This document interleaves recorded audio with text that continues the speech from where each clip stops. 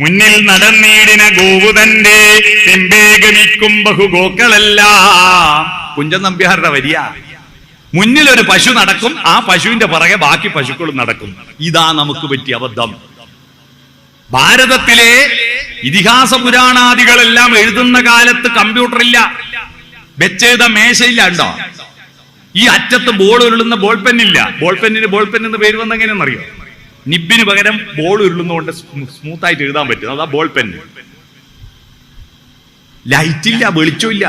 ഓടലെണ്ണ കത്തിച്ചിട്ട് അതിന്റെ വെളിച്ചത്തിൽ ചമ്രം പടിഞ്ഞിരുന്നിട്ട് താളിയോലകൾ കൊണ്ടുവന്നിട്ട് അത് ഉണക്കിയിട്ട് അതില് എഴുത്താണി കൊണ്ട് നാരായം കൊണ്ട് ഒരു പേജ് എഴുതി കഴിയുമ്പോഴേക്ക് 5 മണിക്കൂറാവും കേട്ടോ.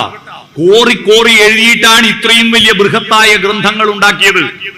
ഇന്ന് അറിവിന്റെ വിസ്ഫോടനാത്മകമായ വികാസമുണ്ടായി, മഹാഗ്രന്ഥങ്ങൾ ഉണ്ടായി, പുസ്തകങ്ങൾ ഉണ്ടായി, കമ്പ്യൂട്ടർ ഉണ്ടായി, എല്ലാ അറിവുകളും ഇപ്പൊ വിരലും തുമ്പത്താ.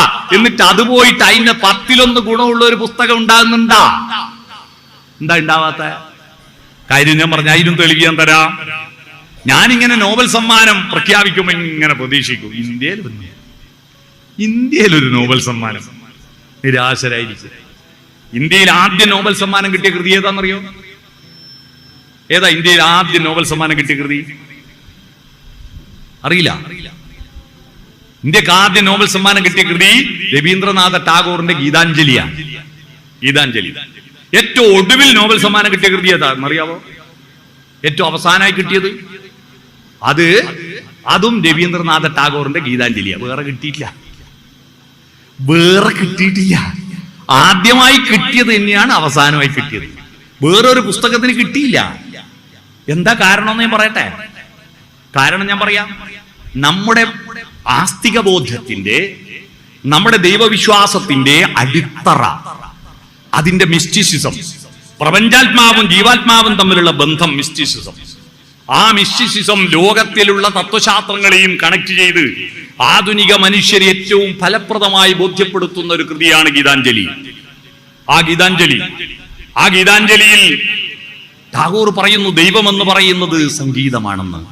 ഗീതങ്ങളുടെ അഞ്ജലി അതാണ്. എല്ലാ ദൈവങ്ങളെയും പാട്ടിലൂടെ പ്രാർത്ഥിക്കുന്നത് ദൈവം സംഗീതമായതുകൊണ്ടാണ്. ഓംകാരമായ പൊരുളല്ലേ ആദ്യമുണ്ടായത്? നാദത്തിൽ നിന്നല്ലേ ബ്രഹ്മമുണ്ടായത്? നാദബ്രഹ്മം.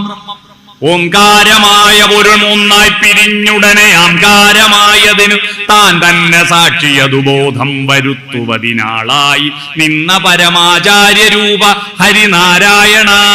കേട്ടില്ലേ? ഓംകാരം